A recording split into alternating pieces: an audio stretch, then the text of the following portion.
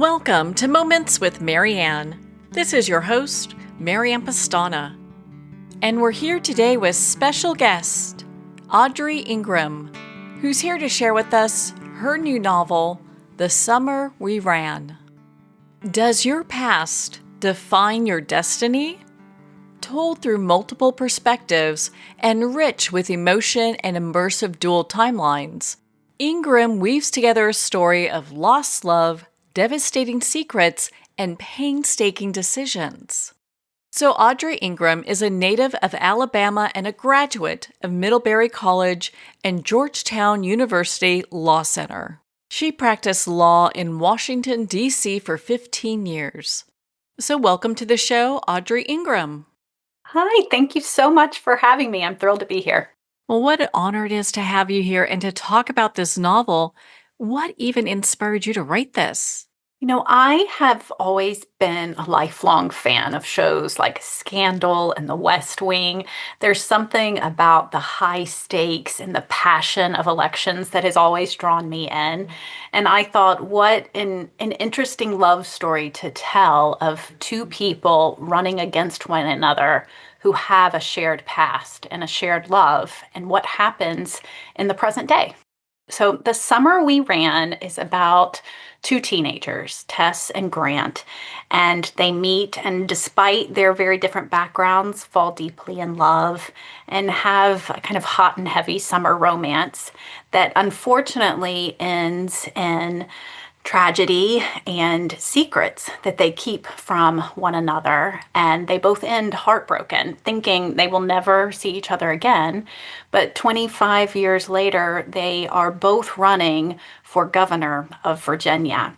So it's told in two timelines: the summer of 1996, when they meet and fall in love at a grand estate in the Virginia countryside, and then in 2021, in the summer leading up to the election, when they're both on the campaign trail, desperate to keep their past from destroying their futures. Well, what a great read this book is. And I know with these multiple perspectives and these timelines, how did you approach keeping this narrative and the emotional arc in a way that didn't reveal any of its secrets?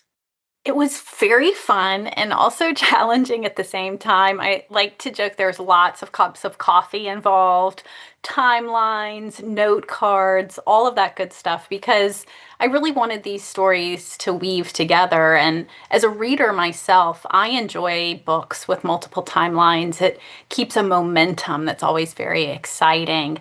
And I wanted to do that in this story, but I also wanted to reflect how these events that can really shape us in our youth have a very strong impact throughout our lives, and how two very different people navigate that impact. Well, with these themes of love and family obligations and ambition kind of woven through, which one of these felt the most personal or really kind of resonated with you while writing? Really interesting, because the story is told both from the perspective of Tess and from the perspective of Grant.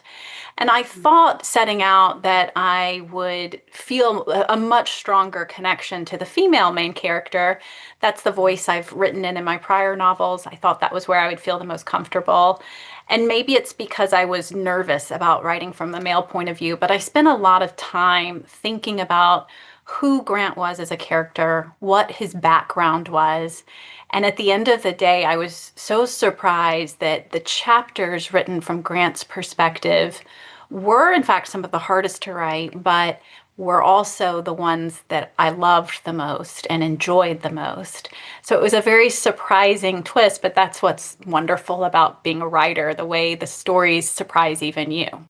So, did real life politics influence the writing at all?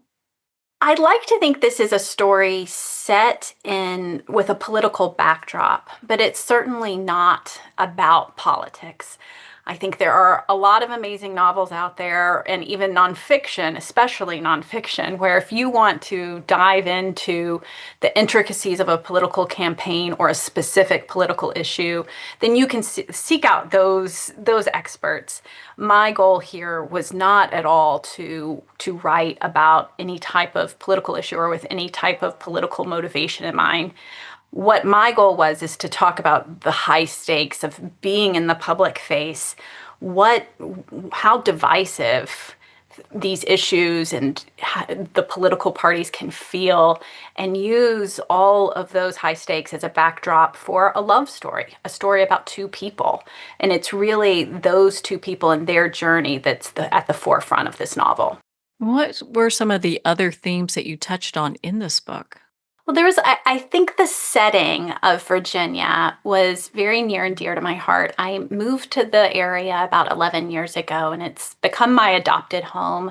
I think it is one of the most beautiful places. There are rolling blue mountains and green fields, and I wanted to create a place that really transported the reader to this magical summer, hot summer in the countryside.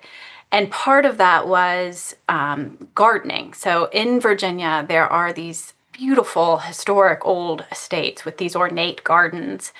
And the main character in the book comes to work at one of these estates. So there is a lot of discussion of identity and class and feeling a sense of belonging or feeling as if you're an outsider. And it's in the backdrop of these beautiful Virginia estates and these very ornate, elaborate gardens. So, why did you choose Virginia as a setting? Well, there are a couple of reasons. I live here, and I knew I always wanted to write a book set in this area. But then also Virginia is interesting because we're this summer we are actually coming into the election for our governor. It's an off campaign year. And Virginia really becomes kind of this bellwether state for national politics. It's an election that a lot of people look at. And I thought that was really interesting because it is a very politically moderate state on a whole. And I thought that's the kind of story I wanted to tell, was thinking about what are the stories behind people? How do they end up forming these opinions? What in their background, their family really shapes who they are? And so I thought the political climate of Virginia was really great for this. And then it was just also really fun setting something in my backyard.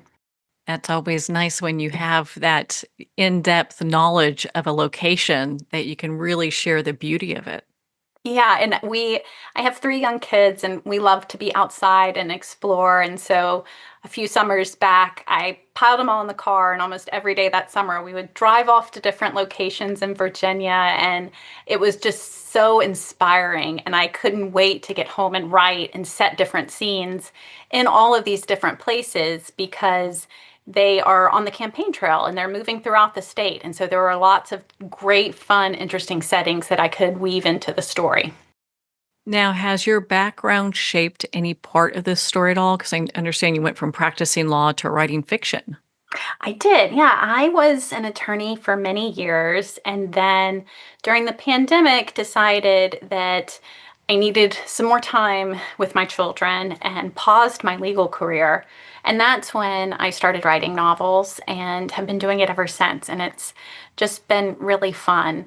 And I do think there were a lot of things that inspired this story from my past career because a big theme in this novel is, how women are perceived in our culture and the pressures that we also put on ourselves, the different types of standards that sometimes we're held to or we feel like we're held to. And those were conversations I had all the time with colleagues and other working females and friends and family members. And so there were lots of experiences that I could pull from in shaping the main character's journey and how she felt as a candidate, and then also how she felt as a woman and what she wanted, and that pull between duty and desire. Well, your book really offers both escape and this great depth to it. How did you strike this balance between a great summer romance and a serious subject? Well, I love a good summer read and I love a good summer romance. And I think the stories that I'm the most drawn to are when you are very deeply connected in the emotional journey of the character, alongside that quest of are they going to get, their happily ever after. And so I always want to tackle the complicated, messy aspects of love, because that's real life. Love is not easy and it's not straightforward. It is very brave to put yourself out there, figure out what you want, and figure out who is deserving of that in your life. And I think that my favorite romance books are ones that really celebrate that bravery and that vulnerability. What do you hope readers take away from the summer reran? Well, most of all, I hope they have a really fun summer reading experience. I love summer. I think there is nothing better than sitting by the pool or the beach or out in the countryside and snuggling up with a great book. So that's always my goal, is to write something that readers enjoy.